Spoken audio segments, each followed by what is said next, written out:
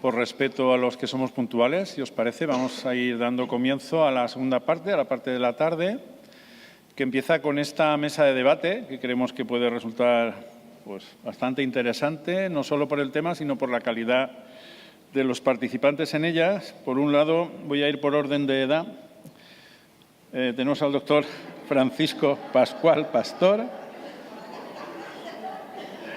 vicepresidente de la Asamblea de Cruz Roja de Alcoy, miembro del Grupo de Investigación Prevengo de la UMH, miembro del Comité Científico del COMA, tesorero de la Asociación Ariadna, pero sobre todo un médico de UCA de muchísimos años de experiencia, que ha sido presidente de la sociedad más importante en España de trabajos por adicciones, de Sociedroga Alcohol, y expresidente también del Comité Nacional de la Prevención del Tabaquismo y, según él mismo me ha dicho, que diga, aunque no lo parece, jubilado de la UCA. Y por otro lado, también, y muy agradecidos de que esté con nosotros, tenemos a Héctor Brotón Salbert, que es abogado especializado en Derecho Penal, Salud Pública, Siniestralidad Laboral y Derechos Humanos, fundador y director del estudio jurídico Brotchambert, con 23 años de experiencia, que se dedica a asesoramiento de asociaciones, empresas e instituciones en materia de cannabis, CBD, cáñamo industrial y sustancias psicodélicas, portavoz del Observatorio Europeo para el Cultivo y Comercialización del Cannabis, para el cultivo y consumo, perdón. Es que me ponen las siglas los ponentes como si yo tuviera ChatGPT metido y todavía no lo tengo. Asesor jurídico de diversas ONGs en el ámbito de la salud pública, generalmente con un enfoque en reducción de riesgos. Y, profesor en la Universidad de Alicante en el título propio de Industria y Agronomía Digital del Cannabis y del curso de posgrado de Bases de las Psicoterapias Asistidas con Psicodélicos. Como veis, una persona también con muchísimo bagaje de conocimiento sobre el tema. Y para moderar la mesa tenemos a mi ex-residente, como hay ex-presidente y tal, es ex-residente y actual adjunto responsable de la unidad de primeros episodios psicóticos del Hospital de Elche. Así es que yo creo que vamos a tener una mesa de debate muy interesante cuando queráis. Muchas gracias por venir aquí a hacer la digestión. Espero que sea un debate entretenido y enriquecedor para todos. El debate sale a colación de que la regulación del cannabis es un tema controvertido en muchos países y durante muchos años.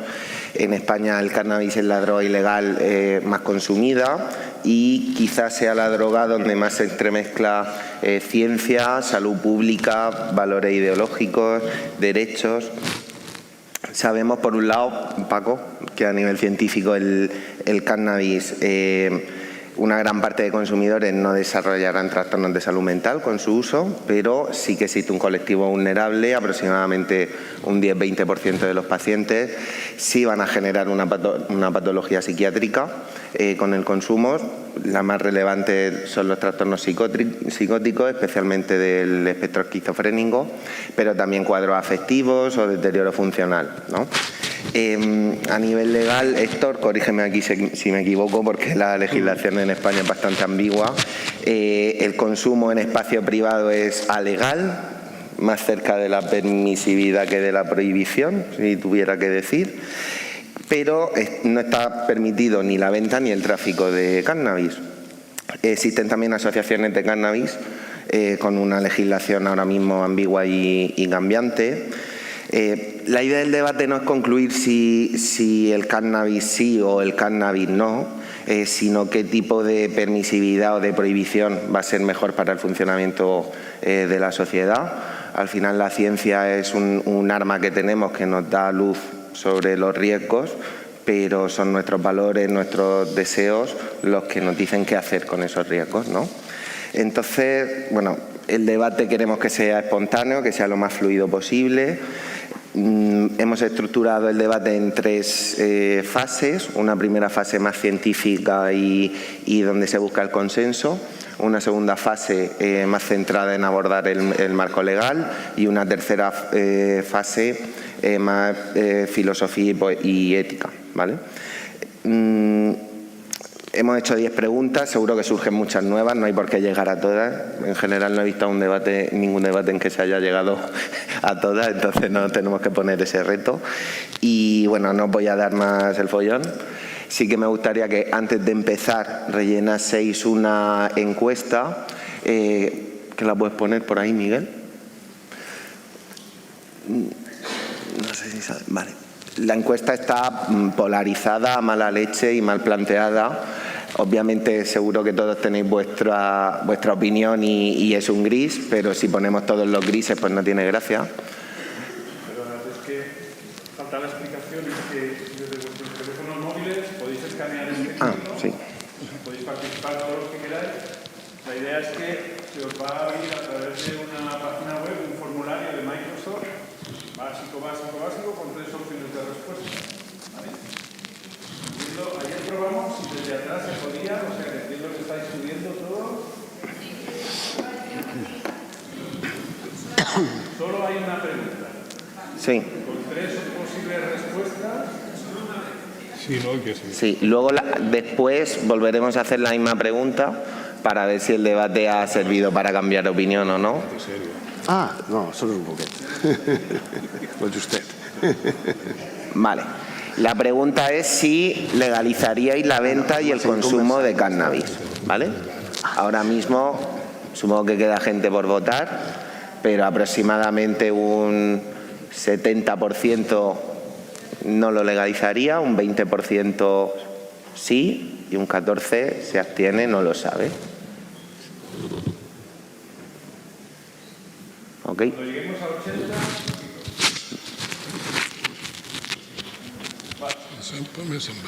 Ok, muy bien, pues vamos a pasar ya a las preguntas.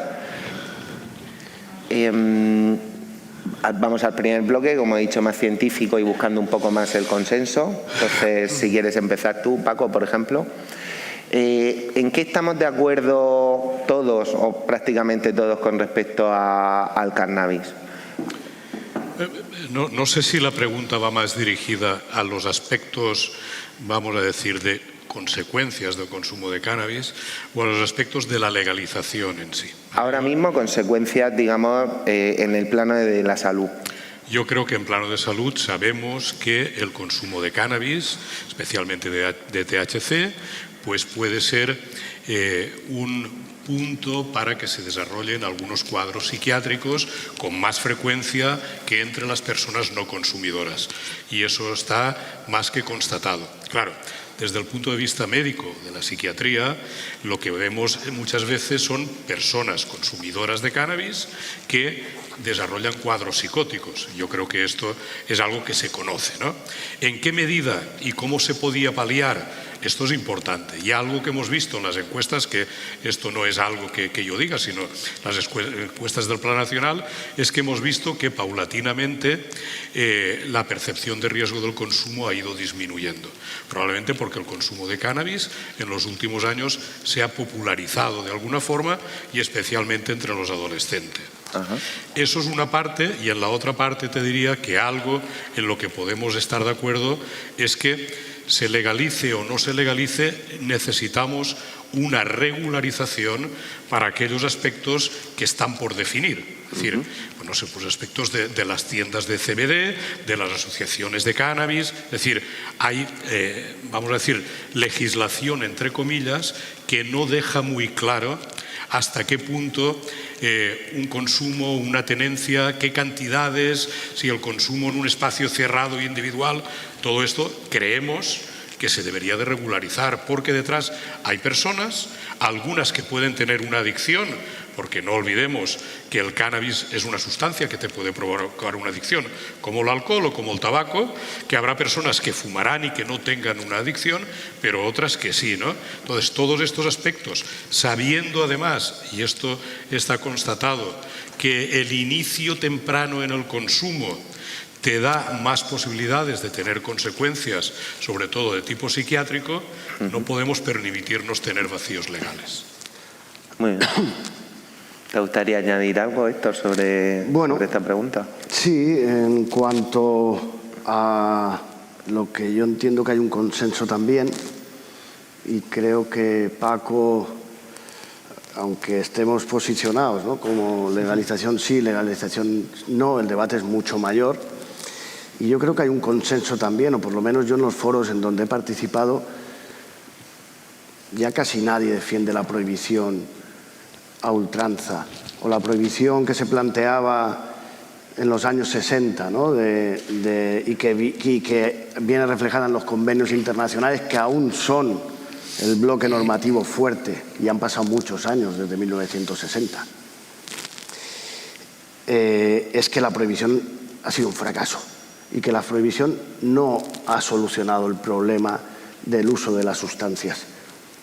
No tanto del uso de las sustancias, el problema es el mal uso de las sustancias. Y el concepto debe cambiar, y creo que ya cambia, quien lo aborda con rigor, es digamos, el consumo problemático, ¿no? Yo creo que debe existir ese concepto, no es todo o nada. Como decía Paracelso, el veneno está en la dosis, ¿no? Es decir, está en la cantidad y cómo uno lo use. La prohibición no solo impide la comunicación entre los profesionales que intentan abordar la cuestión, entre los padres que los convierten en policías en vez de padres, en la separación entre el usuario y, digamos, la persona que va a responder a los problemas de uso de una sustancia, narcotráfico, dejar en manos de gente que no tiene ningún tipo de planificación sobre adulteración, cantidades, edades, es decir, no puede ser la solución. Incluso, y en eso estamos de acuerdo también, y hay un consenso, que podemos discutir, ¿no? Yo tampoco soy especialista en determinadas materias, ¿no? Digamos, desde el punto de vista de la salud pública, no soy profesional sanitario, ¿no? Pero podemos discutir sobre la generación de psicosis y sobre todo la comparación entre países en donde han avanzado ya en una regulación, yo creo que es la palabra, no legalización versus prohibición, frente a los que siguen, digamos, en la misma política de drogas. El consenso está en que el consumo, cuando antes empieza, cuando es menor, está claro que sí genera más posibilidades de tener una adicción posterior. Después creo que el concepto de adicción también se debe de relativizar, porque hay hábitos. Es decir, mi abuelo, que estábamos hablando antes con una familiar que me he encontrado por casualidad en este evento, consumía todos los días un vaso de vino tinto, por cierto. Vaso de vino tinto. Ajá. Y llegó a los 98 años, creo. Que también el concepto de adicción hay que relativizarlo. Pero es que lo que yo quiero traer a colación es que precisamente cuando no hay una barrera, y eso hay estudios que lo constatan, que cuando hay una barrera legal, por ejemplo, pasaba en Holanda, a pesar de que no era una regulación en sí mismo, sino era más digamos, una tolerancia de facto, por el principio de oportunidad, entendían que no merecía la pena cuando había otras cosas más importantes. Eso también es para reflexionar. Todo los recursos que se meten en eso, ¿no?, en la represión. Pues, digamos, no se da la oportunidad al joven de decir, bueno, me voy a esperar a tener 18 años. Y el consumo allí, la edad de inicio de consumo era mayor que la de aquí. Por eso creo que estoy de acuerdo, hay que proteger a los jóvenes, que son, digamos, no sé el término que utilizáis, ¿no? Digamos, la población sensible, ¿no? Más vulnerable. La población, una parte de la población vulnerable, pero precisamente no debe ser con una prohibición estricta. Después las campañas, muchas veces de prohibición y encaradas en esa prohibición, a veces son totalmente contraproducentes. Porque tú, cuando le pones a un menor, bueno, ahora había una de la Comunidad de Madrid, que no creo que tenga los mejores gestores en esta materia, que salía un joven malote, pero atractivo, con ojeras. Es decir, yo estoy seguro que eso no desincentiva, sino al revés, y sobre todo cuando estás en época en donde la rebeldía es un aliciente, ¿no? Entonces, digamos, con esta primera pregunta, ¿no? Veo, Héctor, que tu pregunta ha atravesado muchos puntos que vamos a seguir a lo largo del debate y ha sido muy, muy interesante, pero podríamos concluir, no sé si estáis de acuerdo, de que coincidimos o consensuamos aquí que el cannabis es una sustancia cuyo consumo puede ser problemático en determinados sectores de la población y que en el plano legal necesita una mayor regularización de la que hay ahora. Podemos discutir cómo y en qué y en dónde, ¿no? Y vamos un poco a ello, ¿vale? La pregunta 2 estaba un poco relacionada con cuáles eran los riesgos clínicos, lo ha comentado. Vamos a la parte 3, a colación del anuncio que has comentado, ¿no? ¿Qué mensaje recibe un adolescente sobre el cannabis y quiénes construyen ese mensaje sobre el cannabis? Bueno, yo creo que en ocasiones el adolescente recibe un mensaje, vamos a decir, engañoso, ¿no? Cuando hablas con un adolescente y cuando estamos en la consulta, que probablemente sea un sector al margen o más concreto de lo que estamos hablando, siempre aducen que no pasa nada, que es una sustancia natural, que esto te lo cuentan todos, que además, bueno, que tampoco fuman tanto. Es decir, yo creo que es una sustancia que se ha puesto de moda, ¿vale? Se ha puesto de moda en los últimos años, sobre todo en este sector juvenil. Es verdad lo que decía Héctor, es decir, su abuelo o el abuelo de quien sea ha estado tomándose un vaso de vino toda la vida y hay gente que ha estado fumándose un porro o dos, y no le ha pasado nada, ¿no? Sí.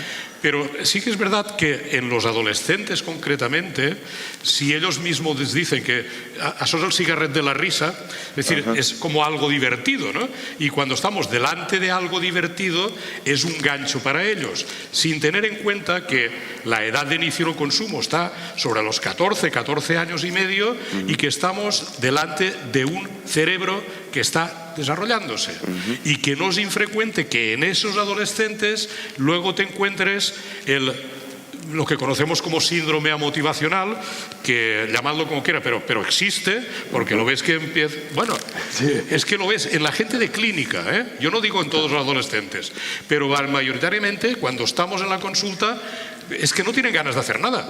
Es que es un pasotismo real. A lo mejor estoy hablando de un extremo. He dicho que es un grupo al que atendemos, pero esto se presenta. Y que cuando ves los primeros episodios psicóticos en esta gente, los ves probablemente en consumidores de cannabis.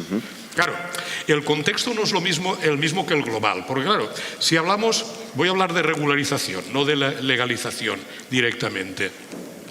¿Qué tenemos que regular? ¿El cannabis medicinal? O el cannabis recreativo, como se ha venido a denominar. ¿Realmente hay un cannabis recreativo en una persona de 14 años?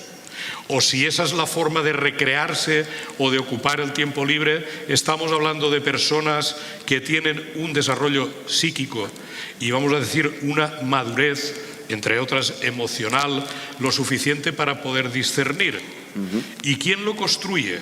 Pues yo digo que hay muchos actores, ¿no? Pero lo está construyendo la propia sociedad, porque al final, desde las redes sociales hasta el grupo de amigos, y supongo, y esto Héctor, como me va a decir que no, yo creo que detrás hay otro tipo de intereses. Yo lo intuyo. Es una deducción por el tiempo que vengo trabajando en esto. ¿Qué tipo de intereses? Pues supongo que habrá colectivos que le interesan. A lo mejor esos intereses vienen de los propios camellos o del narcotráfico, no lo sé, pero eso está ahí en la calle. Hay un negocio detrás, hay un mercado negro detrás en estos momentos.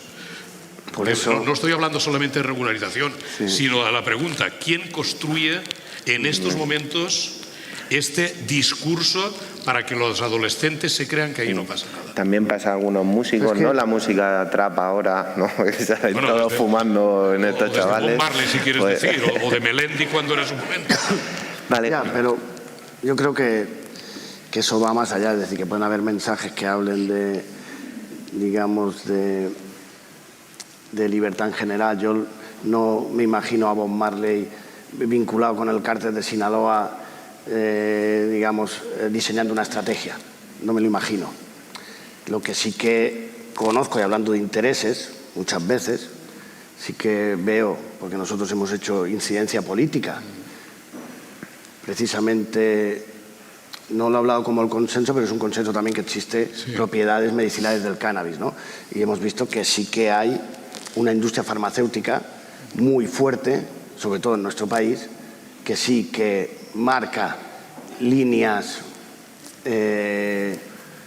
político-criminales, ¿no? Y sí que influye en la legislación. Eso sí que lo he visto, y con mucho dinero. Y en España principalmente, ¿no? Porque otros países precisamente tienen legislaciones mucho más avanzadas que nuestro país. Dicho esto... ¿Nos podemos interrumpir? Claro, es la idea. Sí, no, sigue el discurso y luego te pregunto. Vale. Sí, con un rato. No es un debate. No, por supuesto. Exacto. Aparte, yo he cogido la palabra medio interrumpiéndote, gracias a él, después de 5 minutos, sí, ¿no? Pero, y bueno, y ahí habría que pensar también, y todo en exceso es malo, ¿no? Es decir, o poco proporcionado. Pero hecho este apunte, y por no querer meterme en esto, ¿no? Y al estar hablando de la percepción social, ¿no? Ahora mismo el consumo de cannabis es menor. Ha bajado el consumo de cannabis, ha subido el consumo de cocaína. A mí eso me preocupa mucho más. ¿En algún sector en concreto de población? Los jóvenes en general. Los jóvenes ahora, digamos, el cannabis es una sustancia que tiene aspectos psicodélicos, y el psicodélico, digamos, genera determinadas reflexiones. Ya lo decía Albert Hoffman, el LSD no puede ser adictivo. ¿Por qué? Porque tienes un viaje muy trascendente y la gente no quiere cosas con mucha sustancia, sino quiere cosas mucho más rápidas, lo que hablábamos, ¿no? Y mucho más, digamos, relacionadas ahora mismo con el...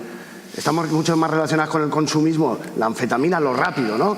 Lo estético, ¿no? Y el fumeta tiene una imagen que yo creo que muchas veces no está idealizada, ¿no? ¿Es posible, a lo mejor, que esa percepción que tiene Paco sobre que el consumo de cannabis está normalizándose, aumentando, que a ti te pasa lo contrario? Tenga que ver con que veamos bloques distintos, ¿no? No es lo mismo ver una consulta médica que estar trabajando en una asociación de cultivo. Por supuesto. ¿No? Entonces el ambiente en que nos movemos pues genera impresiones distintas. Por supuesto. Yo digo, en mis conferencias, incluso yo hablo de la parte legal, ¿no? Pero bueno, digamos que como está mal autodenominarse experto, ¿no? Pero vamos a decir friki de la política de drogas, ¿no? De las políticas de salud pública, ¿no? Siempre digo que una sustancia como el cannabis no es inocua, y que uno debe hacer lo que quiere hacer, lo que él quiere hacer, no lo que le digan que tiene que hacer. Y si algo le sienta mal y sigue haciéndolo, está teniendo un problema con él mismo. Yo creo que hay que darle a la gente información, hay que darle libertad y hay que darle responsabilidad. Cuando una persona le dices eres un delincuente y un enfermo desde el Estado, eso lo decía un psicólogo social, Alejandro Barata, que si tú tratas a la gente como enfermo o delincuente, al final acaba creyéndoselo. Y es uno por los motivos que yo estoy en política de drogas, porque he visto gente muy capaz a mi alrededor que se ha dejado criminalizar. Ese es un gran problema. Y la criminalización también reblandece, digamos, vamos a decir, la personalidad y la capacidad de enfrentarse digamos, a la gestión de los riesgos, ¿no? Entiendo. O sea, entonces, creo que hay que replanteárselo, ¿no? Y cuando tú le muestras a la gente, afortunadamente, bueno, que no hay campañas de ese tipo, ¿no? Que se está metiendo un gusano por la nariz o una oruga entrando y uno se mete cambiando de las sustancias, tienen en común que las tratan a todas iguales. Pero ves que, o cuando te dicen que te fumas un porro, como decía, y yo medio lo aprecio, el doctor Cabrera, que te fumas un porro, coges el coche y te matas, y la gente ve que eso no es así, pierdes la legitimación. Tú tienes que hablarle a la gente con responsabilidad. Dice, ¿pero qué me va a decir este que me está, digamos, soltando esta idea de brocha gorda? Pues pierdo cualquier vínculo con él. Ya no está legitimado para educarme. Entonces, hay que llevar cuidado con eso. Yo no creo que haya, y mucho menos que haya gente detrás. Hay un sector industrial, el tema de las semillas, ¿no? Del cannabis, pero es un sector que ni tiene lobby, ni tiene incidencia política, o es muy, muy pequeño si lo comparamos con el de la industria farmacéutica, que en 2004 llegó a prohibir las hierbas de herboristería, porque eran competencia. Ahora, por ejemplo, con el tema del CBD. El CBD es una sustancia de la planta del cáñamo industrial. Curiosamente, estamos aquí en Elche. La industria del calzado nació con el cáñamo industrial. Las suelas de las espardeñas se hacían en primer momento y había muchas fábricas de cáñamo industrial, toda la vega del Segura y del cáñamo industrial. Pues bien, de esta planta hay una sustancia que se llama CBD, que se está comercializando. Hay propiedades terapéuticas. Muy bien, es una sustancia, es como si comparamos la cerveza con la cerveza sin alcohol. Digamos, esa postura que va más allá de la evidencia científica, que es moralista, llega a prohibir eso, cuando eso incluso podría ser una herramienta de reducción de daños y una sustancia que, interactuando con la sociedad, como ha hecho la cerveza sin alcohol, que por cierto... Con la idea un poquito, perdona que te corte, con la idea que me queda un poquito a esta altura es que en la prohibición ves un daño social que tiene que ver con la criminalización y otra serie de daños que a lo mejor no supera o superan el daño que puede suponer a la salud pública ahora mismo, ¿no? Paco, digamos que prioriza un poco más ese daño a la salud pública versus el daño social o la criminalización. Esa va a ser una de las preguntas al final de ética, ¿no? Si nos preocupa más la normalización o la criminalización. No sé si quería decir algo, Paco, en relación a... Yo quería decir un par de cosas, porque cuando... Bueno, Héctor estaba un poco diciendo el tema de la adicción y yo creo que antes había dado más en el clavo que hablando de adicción.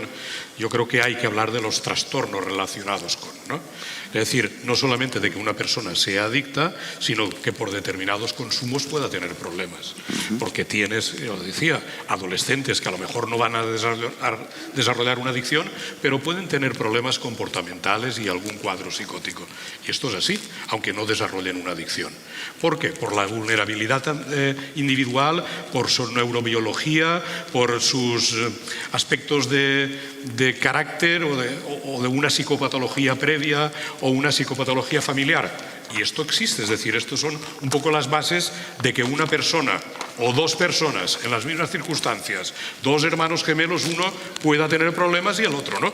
Y esto es así, pero no debemos de olvidar que estamos hablando de una sustancia que puede tener complicaciones en algunos casos graves. Y lo que no terminaba de entender es lo que comentaba Héctor cuando yo he dicho que yo intuyo que hay algún interés. He dicho que incluso de los camellos, porque ahí sí que hay un negocio. Y tú has hablado de la industria farmacéutica, pero no sé si te referías a la industria farmacéutica en tanto en cuanto a la producción de cannabis medicinal o en tanto en cuanto de los tratamientos. Es que no me ha quedado claro. Pues te lo digo, tanto en cuanto a la producción del cannabis medicinal, por ejemplo, en España hemos sufrido un parón y a punto para ir dejando toda la información posible sobre la mesa. Otra cosa en la que estamos de acuerdo es que el cannabis tiene propiedades medicinales, ¿no? Y se acaba de reclasificar en los convenios internacionales y se ha aceptado una cosa que era evidente. Aparte, una cosa que era tan constatable, temas de ansiedad, temas de insomnio, temas de apetito. Yo no estoy del todo de acuerdo. Bueno, quiero decir... No, porque no hay suficiente evidencia. Es que igual puedes sacar artículos con evidencia en determinadas patologías. En determinadas patologías, por ejemplo. Vamos, si queréis, vamos al síntoma y vale. Buscamos la evidencia. Sí, sí, da igual. Simplemente quería decir, precisamente en España se ha aprobado y está regulado el cannabis medicinal. Yo he participado en el proceso de la redacción de esta ley y ha tardado mucho. Ha habido intereses en retrasar ese proceso que estaba ya en muchos otros países. Uno, hay interés en no competir con la industria de los psicofármacos. Dos, precisamente la adicción a los psicofármacos en nuestro país es una de las mayores del mundo. También hay que tenerlo en cuenta. Y yo he probado psicofármacos y hay algunos que los efectos secundarios son bastante importantes, ¿no? A eso me refería, y después a todo lo que pueda aparecer. Por ejemplo, el mundo de la arboristería ha recibido ataques muy fuertes, ¿no? Por la industria farmacéutica pura y dura, ¿no? Es decir, a eso me refería, a ese tipo de interés. En los camellos, ya digo, sí, claro que tendrán interés. Esos tienen todo el interés del mundo y de dárselo a todo el mundo. Pero volviendo otra vez a lo que se comunica mal la teoría de la escalada y los camellos. Estamos metiendo en un círculo el concepto droga como si fuera un mundo en donde pasas y ya has cambiado de bando, ya eres drogadicto. A nadie le llaman hamburgueseador por comer hamburguesas. Sí, el tema de lo ultraprocesado es algo también importante. Solo una cosa, y habría que ver, por ejemplo, todo el problema que genera el azúcar, por ejemplo. Antes se ha hablado de adicciones de otro tipo, todos los problemas que están generando... Sí, se habla ahora de gordofobia, ¿no? Un poco en ese sentido.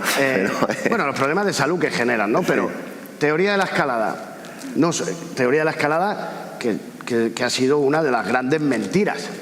Es decir, no hay ninguna prueba que del cannabis se pase a la heroína.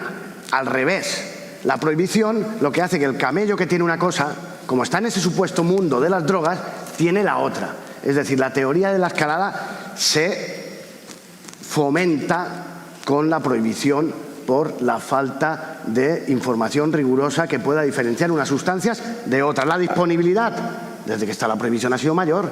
Y después decías, aislamos los posibles efectos psiquiátricos o los daños a la salud que genera el cannabis de forma independiente. Pero es que tú has introducido, Paco, un ejemplo claro. Hay un estudio, precisamente en Estados Unidos, en donde se estudia dos gemelos, se separan, uno en un ámbito de regulación y otro en un ámbito de no regulación, y donde se ha regulado el cannabis, apuntan, es decir, la persona no tiene mayores posibilidades de tener enfermedades psicóticas. No solo eso, sino que en donde se ha regulado generalmente ha caído el nivel de consumo. Porque se separa. Lo que no hay que hacer, y se puede aprender en un inicio de regulación como esta, es lo que ha pasado con el alcohol, con la normalidad social, que el alcohol es parte de nuestro día a día. Y después hay que poner encima de la mesa también, si hablamos de evidencia científica y de ciencia, el efecto. Yo tengo 2 hijos y a mí la sustancia que más me preocupa es el alcohol. El alcohol, hay estudios, 19% de posibilidades de accidente de tráfico, es decir, de muertes reales.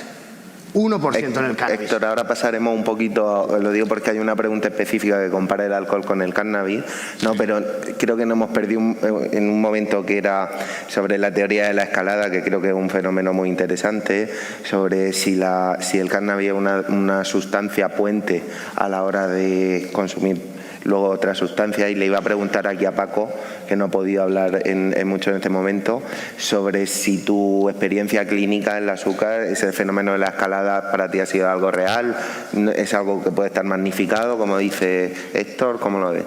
Yo creo que el fenómeno de la escalada puede estar magnificado, y de hecho yo estoy de acuerdo con Héctor en el que la principal droga es el alcohol, y muchas veces ahí sí que tenemos la posibilidad de que la persona empiece a consumir otras cosas, por lo que sea, probablemente por el ambiente o por la desinhibición propia que te crea el alcohol. Hemos visto gente que consume cannabis y que luego no pasa a cocaína ni pasa a otro tipo de drogas y se han quedado con el cannabis. Esto es una realidad. Pero hay que ver en qué contexto está la persona. Y ya no estoy hablando de un contexto de prohibición o no, sino de un contexto, un ambiente social, que para mí tiene un peso grandísimo a la hora de que esa persona en ese contexto pueda probar otro tipo de sustancias, ¿no? Desde, te diría, el aspecto más familiar hasta el aspecto más social o de barrio, tal. Porque probablemente el código postal tiene más peso que el código genético en algunas ocasiones. No sé si me explico, ¿no? Sí. Pero claro, aquí sí que existe una controversia cuando Héctor dice, bueno, si ha incrementado o no ha incrementado. Claro, yo antes de venir hicimos una publicación sobre el impacto de la legalización del consumo recreativo, lo publicamos en el año 23, pero en estos momentos, yo antes de esto quise hacer pues una revisión de los últimos artículos que había en PubMed, ¿no? Y los artículos, casi todos, voy a partir de ahí, concluyen que no hay una evidencia para muchas cosas, ¿vale? Y que se necesitarían más estudios para contrastar, ¿vale? Dicho esto, pues por ejemplo, Dicen varios estudios, los tengo referenciados, pero lo digo de forma global para no entrar en detalles. En algunos países hay un incremento de ventas anual, un promedio de 20.060 toneladas en países donde se legisla el cannabis medicinal.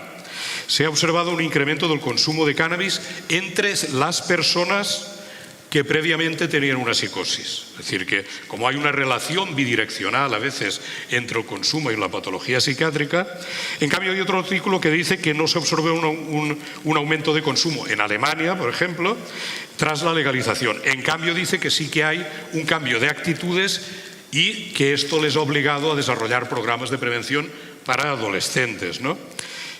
Por ejemplo, en Estados Unidos, tras la legalización, se ha observado un aumento del cannabis comestible, que no hemos hablado del cannabis comestible, que eso es un riesgo añadido. Creo que no estábamos hablando del cannabis comestible, pero está ahí porque tras la legalización se pueden hacer cookies, pasteles y ha habido más incidencias en pediatría y más incidencias entre las mascotas, por ejemplo.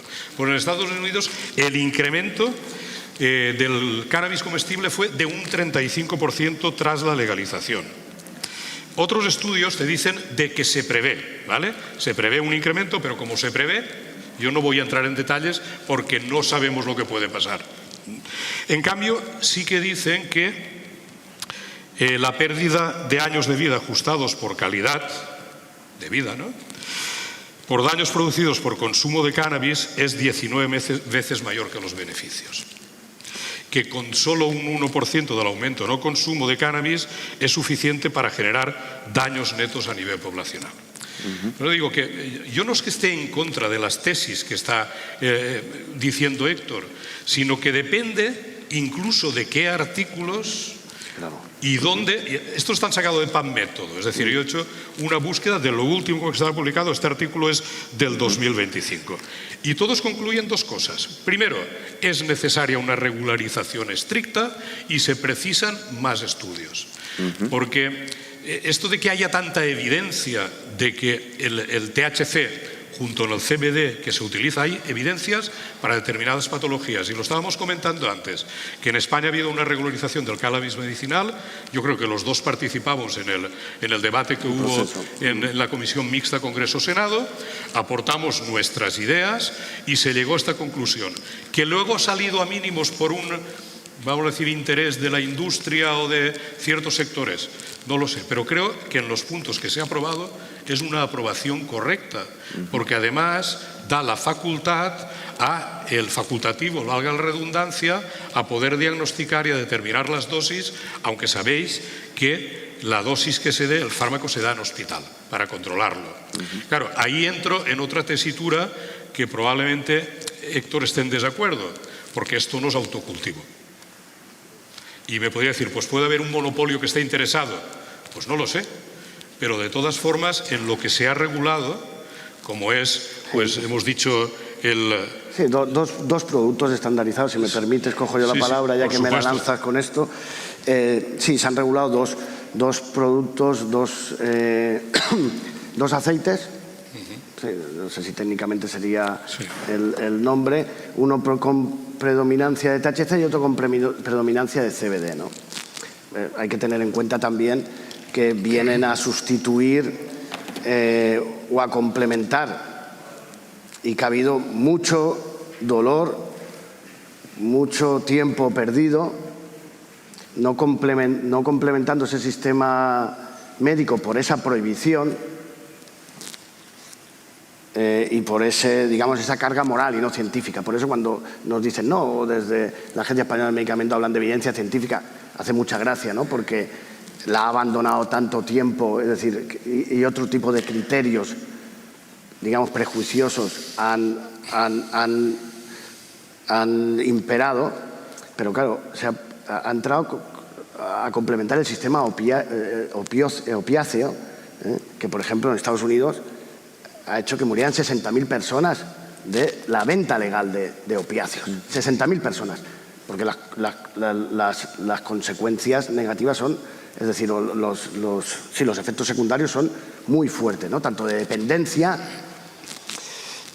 como de otro tipo, o como de mortalidad o de morbilidad, ¿no? Sí. Que en el cannabis igual, vamos a entrar, no es chiste, el DML, en el cannabis. El DML. La dosis mínima letal.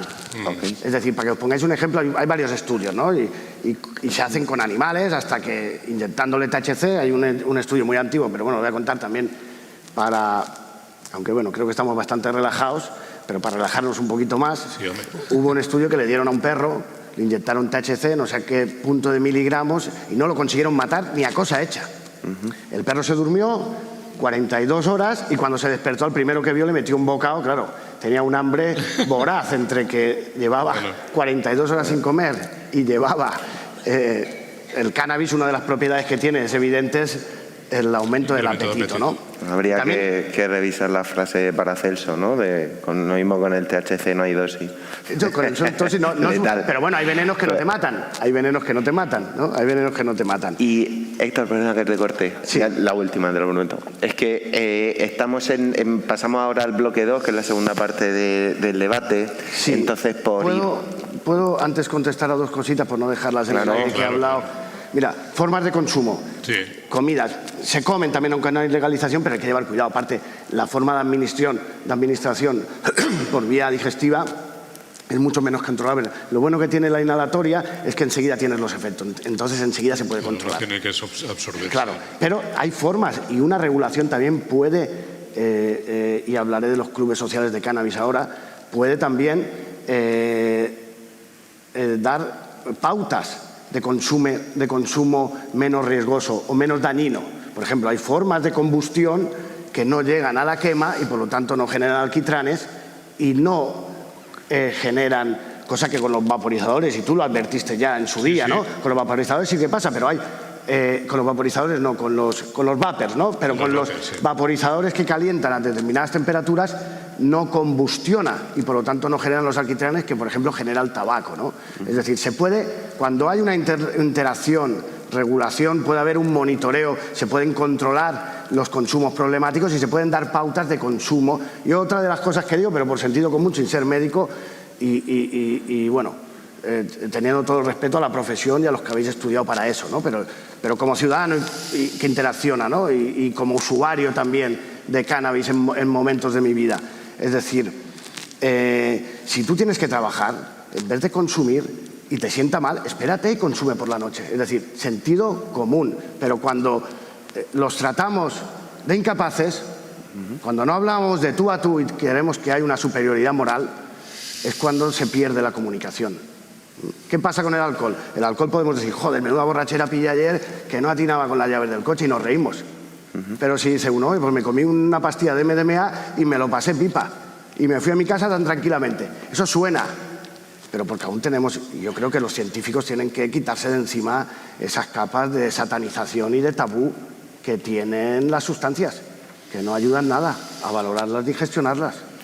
Si tuviésemos que decidir, lo digo, es la pregunta más central del debate, tuviésemos que decidir qué modelo genera menos daño global, si la prohibición, una regulación mucho más estricta que ahora, o el término medio en el que estamos ahora,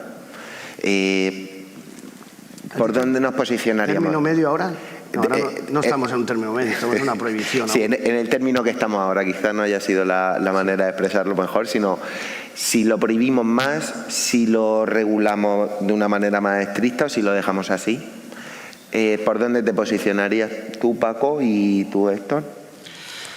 Yo estoy completamente de acuerdo con que la prohibición estricta no nos ha llevado a ningún sitio. La prohibición estricta. Pero ya he dicho antes que a mí la legalización global tampoco me gusta, porque además la legalización implica, y he dicho, estos dos tipos de consumo, ¿no? El recreativo y el medicinal. Esto exige una regularización de todo, es decir, de dónde vendemos las semillas, de qué cantidad de THC, si el cultivo lo puedo tener en casa, si luego lo regularizo de forma medicinal, si esto lo tengo que comprar en farmacia, porque yo siempre pongo un poco la tesitura, incluso en el cannabis medicinal, incluso en el autocultivo, se debería tener mucha información. Pero mucha información real, porque yo creo que no es lo mismo que el THC, voy a hablar del THC, lo consuma una persona mayor que una joven, una persona pluripatológica, una persona plurimedicada que puede en algún momento tener alguna interacción con otras. Entonces, todo esto, primero, si es que no tenemos una información de lo que pasa, y eso sería lo básico, y a partir de ahí tener una regularización, teniendo muy en cuenta sobre todo la gente joven y estas personas, incluyendo las embarazadas. Porque no podemos olvidar el embarazo y el THC, que puede tener sus perjuicios. No sé si un modelo intermedio, que no sé exactamente a qué se refiere, pero una regularización y, como decía yo al principio, cubrir esos huecos que tenemos legales, porque al final hay muchas cosas que son alegales. Y la legalidad creo que no nos lleva a ningún sitio. E incluso en el término, que supongo que Héctor explicará ahora que ha dicho, de las asociaciones canábicas. Que a mí me sabe mal decirlo, pero es que las asociaciones canábicas que se crearon con un fin, algunas se han pervertido ellas mismas y han sido tapaderas de otras cosas. Claro, pero ¿por qué? Porque no había una regularización y entonces se ha entrado a saco contra ellas, cuando a lo mejor ahí podía haber una regularización, a lo mejor para las personas que lo necesitasen.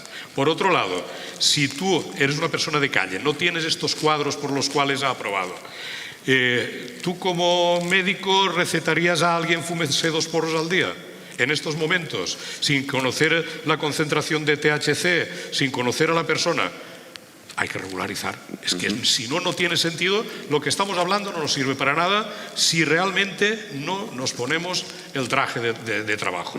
Pero hoy por hoy, una legalización tal cual, yo la veo imposible. Claro, es que ¿qué es una regulación tal cual, no? Es decir, debe ser, es que legalización o no, el debate ha estado mal planteado siempre, no es todo nada, es regulación, es control, es obligación del Estado controlar una materia tan delicada como las drogas, no dejarla en manos de narcotraficantes, que es como está actualmente. No sabemos por qué interés, no lo sabemos, por qué interés. Pero posiblemente, digamos, los que están a favor de una regulación no sean enemigos de los que se benefician directamente de esa venta de drogas masiva, seguramente. Perdona. Sí, si en España ahora mismo pudiera elegir, en cierto modo, tú, ¿no? cómo regular la situación en España, ¿qué cambio haría o qué cambios crees que serían buenos para el funcionamiento? Yo lo tengo muy claro, porque, como he dicho antes, soy un friki de esto, llevo pegándole vueltas mucho tiempo. Seguramente que en algo se me escapa, ¿no? Y es la parte, yo también aquí he venido y estoy aprendiendo, yo ayer aprendí. Por cierto, nos bebimos unas copitas de vino y no pasó nada.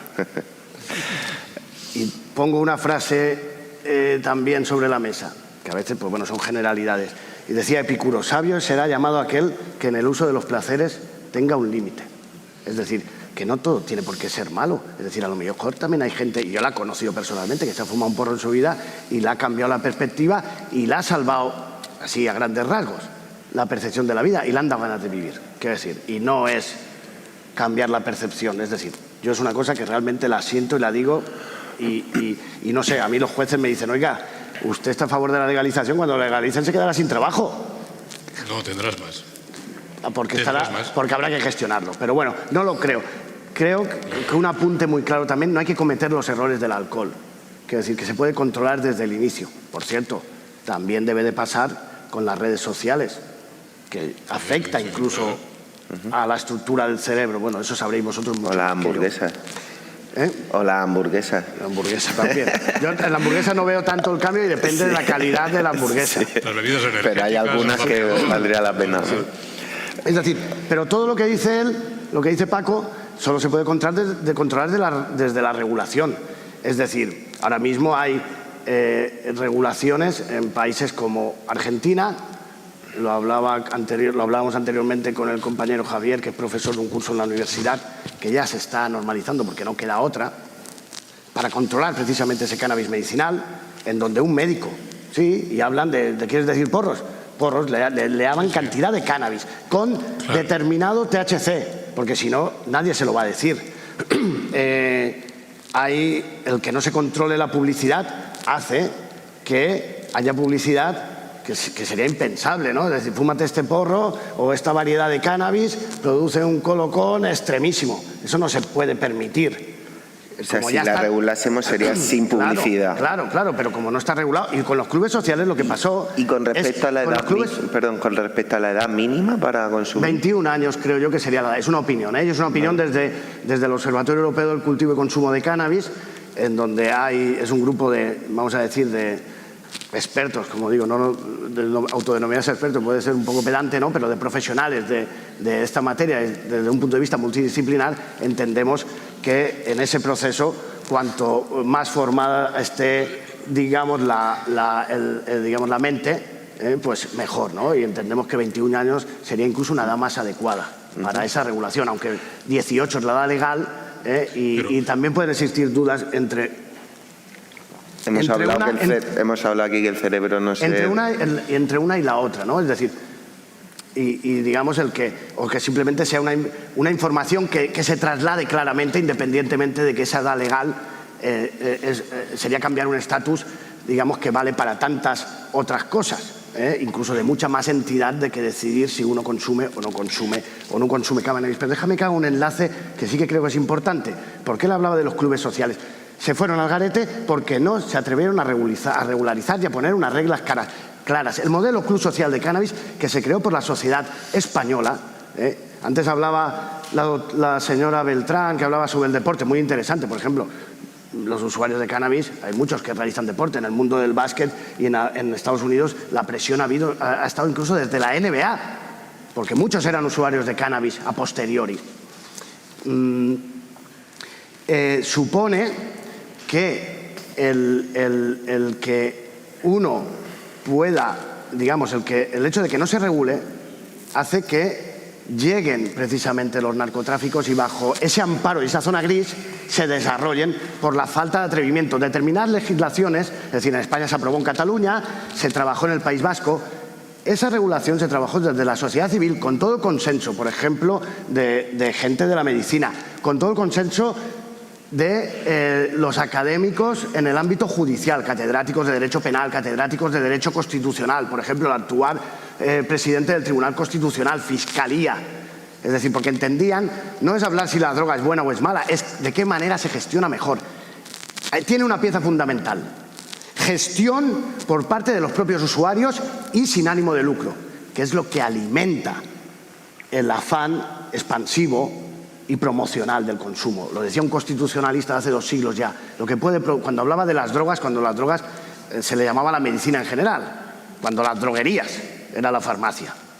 Lo que puede producir bien o puede producir el mal ni se debe de publicitar, ni se debe de promocionar, ni se debe prohibir. Porque muchas veces, y es lo que digo antes, incluso la prohibición genera, yo recuerdo la imagen de Gisdin fumando un cigarrillo, digamos, es decir, esa imagen de rebelde. Lo comentaba ayer también en la cena, había un anuncio de una marca de whisky que subliminalmente tenía una calavera, que tú no la veías, la veía tu cerebro. Digamos, desde el punto de vista, digamos, porque utilizaban el riesgo como elemento de... Entonces, muchas veces es contraproducente, como avanzaba ya antes. Esa regulación es la que se ha hecho en Alemania, la que se ha hecho en Uruguay, y es una regulación que elimina el ánimo de lucro. Yo creo que es fundamental, pero aquí la han tumbado desde el Tribunal Supremo con una concepción como poco excesivamente conservadora y desde mi punto de vista de otras épocas, y ahí lo dejo, como está pasando ahora con el CBD, ¿no? Con teorías en donde la evidencia científica no es lo que está primando. Entonces, para mí esa es la regulación, y es una regulación intermedia. Y yo una diferencia la podríamos poner. Una regulación extrema es que se pueda ganar dinero y que se pueda promocionar como si fuera un producto de consumo. No es un producto de consumo normal, no es inocuo.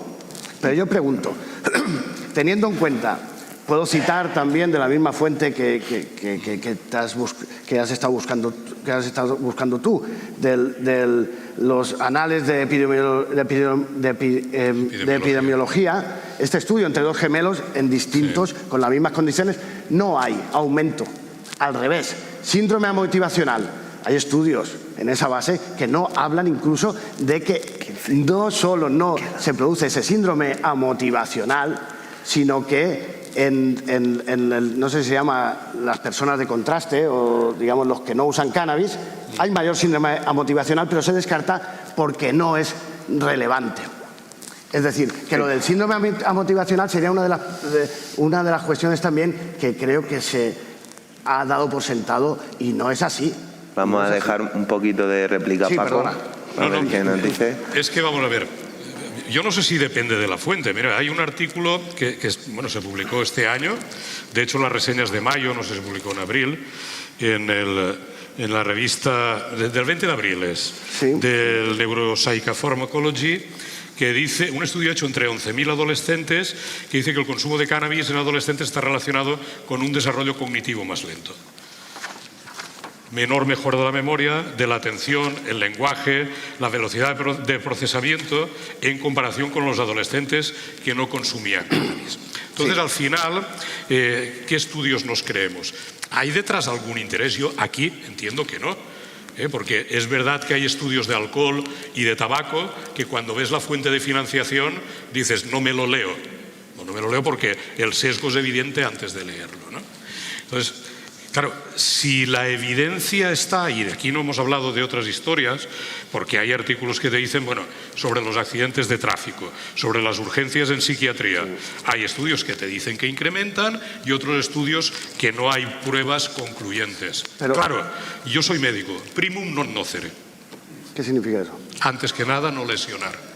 Cuando yo tengo una evidencia o un rasgo de que aquello puede hacer daño, tengo que ser muy cauto. Pero ¿en qué medida? Porque eso es el argumento que a veces utilizamos, algo hará. Algo de daño hará. Pero el estudio que te hablo yo, el estudio que te hablo yo es del 2025, de PubMed, también de la misma base. Ahí, vamos a ver, reciente de alta calidad, y que los consumidores de cannabis tenían hasta un poco menos de anedonia, así denominan el síndrome amotivacional, que el grupo de control, aunque desviación es tan pequeña que no considera. Hay en varios sentidos. Pero bueno, yo te pregunto, ¿hasta qué punto? Porque después hay otros factores, la persecución policial, la psicosis de ser perseguido, la criminalización, eso influye, puede influir también, pregunto, en el desarrollo de enfermedades mentales. Puede influir, pregunto. ¿Hasta qué punto? Yo no sé si estamos de acuerdo. El daño, objetivamente, algo hace. Sí. Pero la pregunta es, en comparación, sistemas regulados con no regulados actualmente, yo creo que estamos de acuerdo que incluso para mí, por poco, se afecta menos a la salud. El consumo es mayor, el consumo es más controlado, se puede intervenir antes, no está criminalizado, no hay la psicosis que hay, no hace esas barreras entre vamos a decir, las personas que interfieren en la educación de esa persona y en la formación de la persona, es decir, los profesionales de la salud y los padres, muy importante, y los padres. Quiero decir, ¿tú crees que hay mucha diferencia ahora mismo con los datos que ya tenemos? ¿O si hay dudas, pero son dudas no claras? Te pregunto. Yo es que volvería a plantear lo mismo. Bueno, no, yo creo que me respondas a la pregunta que yo te he hecho. Sí. Es decir, ¿hay una gran diferencia constatada científicamente del consumo, de que una sociedad en donde se regula el cannabis a una de la que no se regula, el recreativo? Hay en algunos aspectos. ¿Pero cuál? ¿Hay urgencias hospitalarias y accidentes de tráfico. Urgencias hospitalarias y accidentes de tráfico. Comparado con otras sustancias legales, mucho menos. Es que yo no estamos comparando aquí con tienen una regulación. Si te comparo con el alcohol, lógicamente te diré, el alcohol es la droga número uno. Te voy a hacer otra pregunta. Sí. Ya digo, yo el estudio que conozco es un aumento del 1%. Porque el cannabis no produce la euforia y el creerse el rey del mambo, sí, hablando, déjame acabar, por favor, Paco.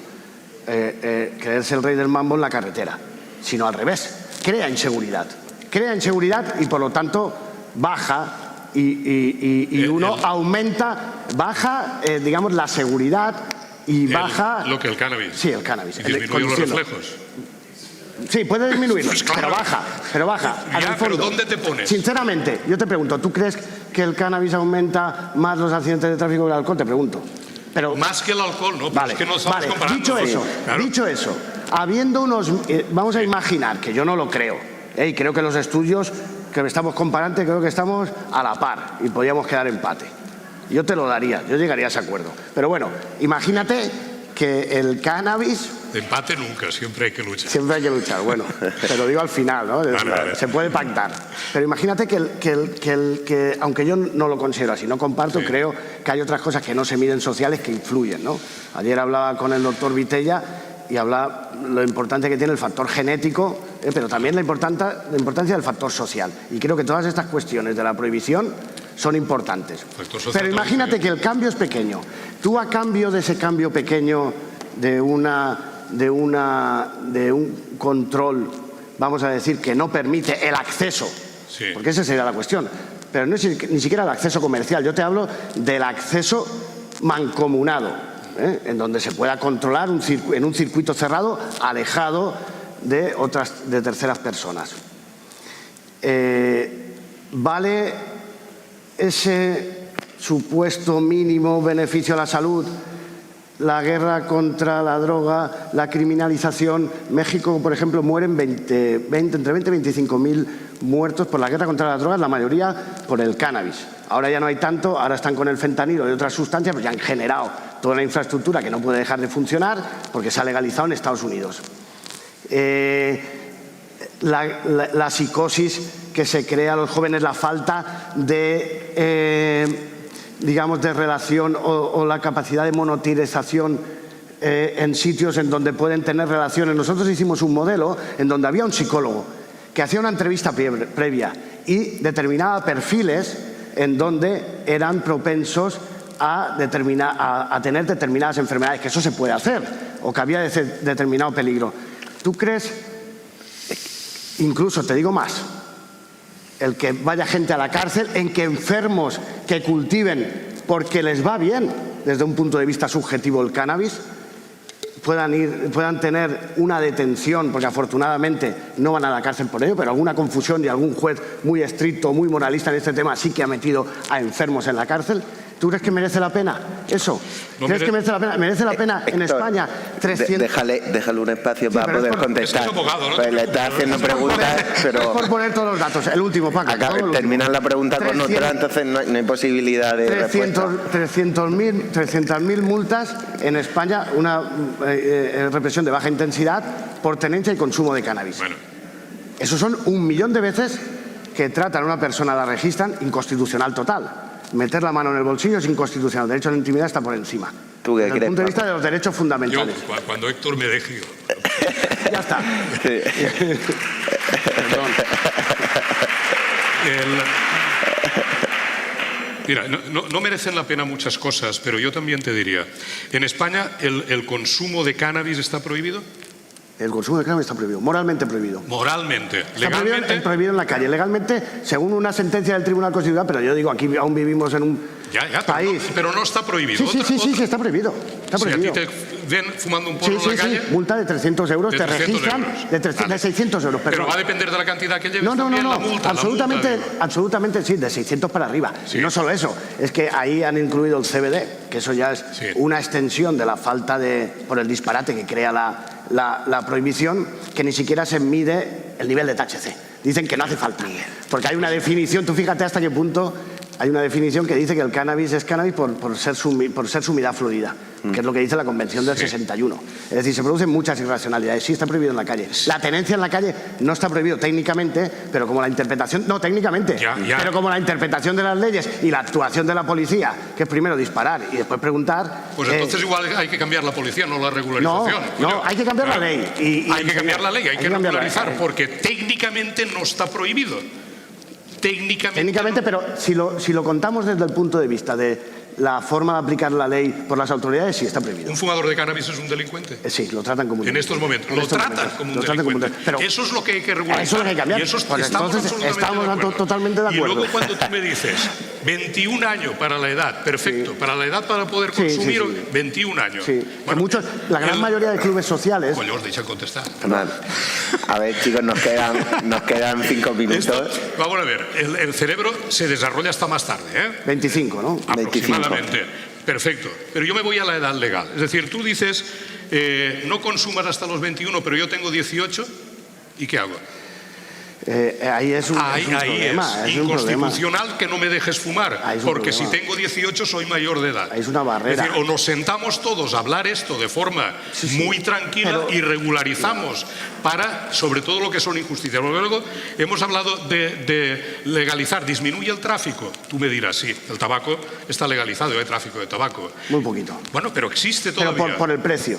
Bueno, por el precio, pues regula el precio más barato y tendrás más consumidores. No pongas la ventaja competitiva de ese tabaco. Por ejemplo, el tabaco también pasa una cosa. Solo hay cajetilla. Yo soy fumador esporádico. Yo me fumo un cigarro al día. Compro un paquete de tabaco y ya no puedo comprar paquetes de 10. Es que está el concepto como que no se puede controlar las sustancias. Es decir, a los que hacemos un uso moderado se nos discrimina. Yo me siento discriminado. Antes había unos paquetitos de 10 o comprarte un cigarrito. No, es que eso fomenta el que puedas. Vale. No lo entiendo.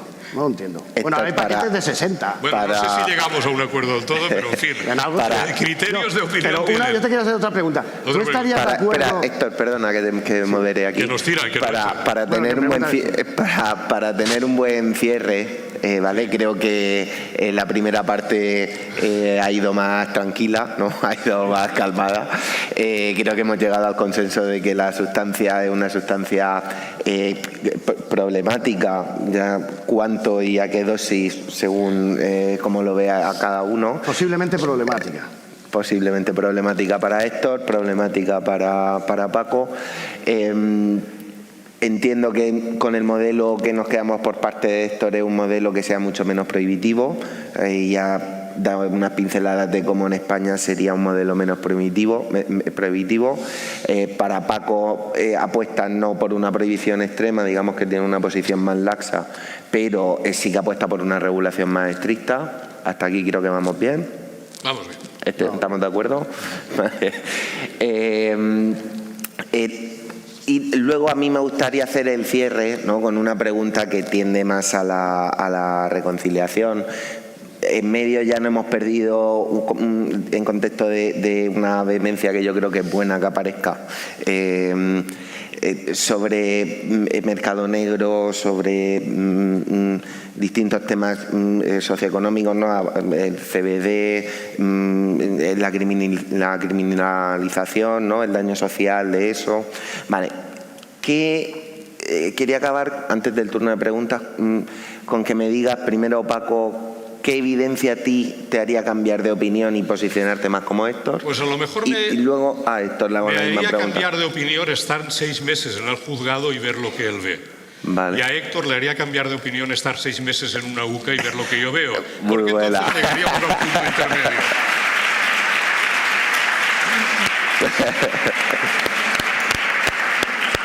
Muy buena, Paco, me ha gustado mucho. Vale, y Héctor, ¿te imaginas un contexto, una circunstancia donde dirías, hostia, pues creo que he abogado demasiado por no quitar tanto la prohibición y prohibiría más aquí, aquí y aquí? ¿Me puedes repetir la pregunta? Sí, ¿qué contexto o situación te imaginas, si te la imaginas, donde volverías a un plano menos antiprohibitivo, ¿no? De hecho, cuando hemos estado hablando aquí, has dicho, yo he moderado mi visión sobre la situación a lo largo de los últimos años, ¿no? Bueno, ¿qué habría que pasar para dejarla en un plano más intermedio aún? He moderado la vehemencia, pero he visto que hoy me he vuelto a animar, ¿no? Vale. Pero bueno, sobre todo, digamos, no tanto al respeto, a entender el otro posicionamiento.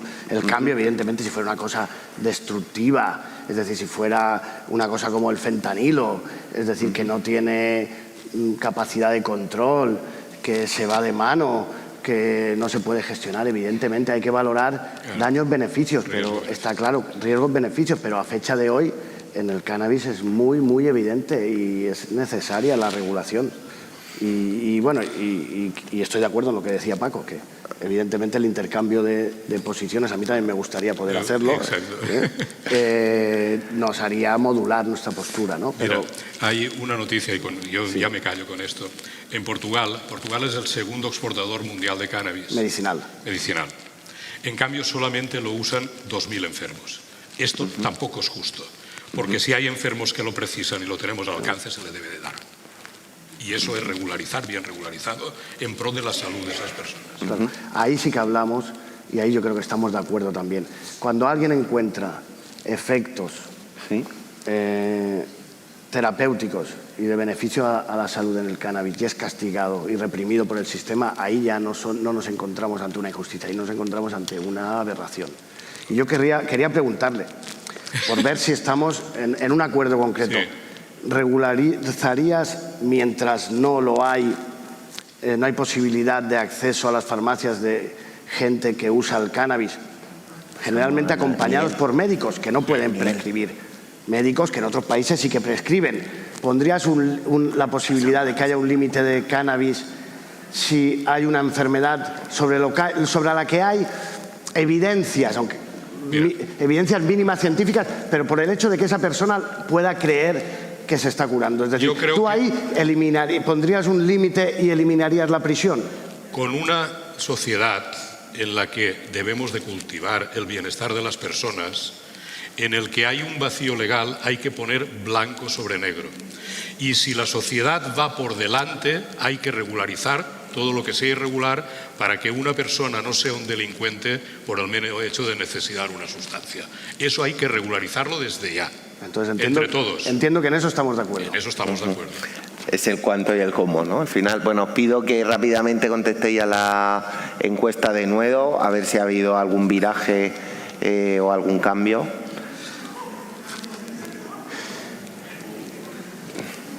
¿Qué pasó? Iba a decir, ¿eso es el resultado actual ya? Iba a decir que se nota que son psiquiatras. Sí, ha venido un entorno difícil, Héctor, en ese bueno, sentido. está muy a gusto, en todo momento. Vale, pues se ha quedado igual, ¿no? Entonces entiendo que ha sido más para ampliar la mente que para cambiar de opinión, puntito, ¿no? que es la idea. Un 2% por lo menos, ¿no? Aún no lo sé. ¿Cómo estaba? De un 70 hemos subido a un 72.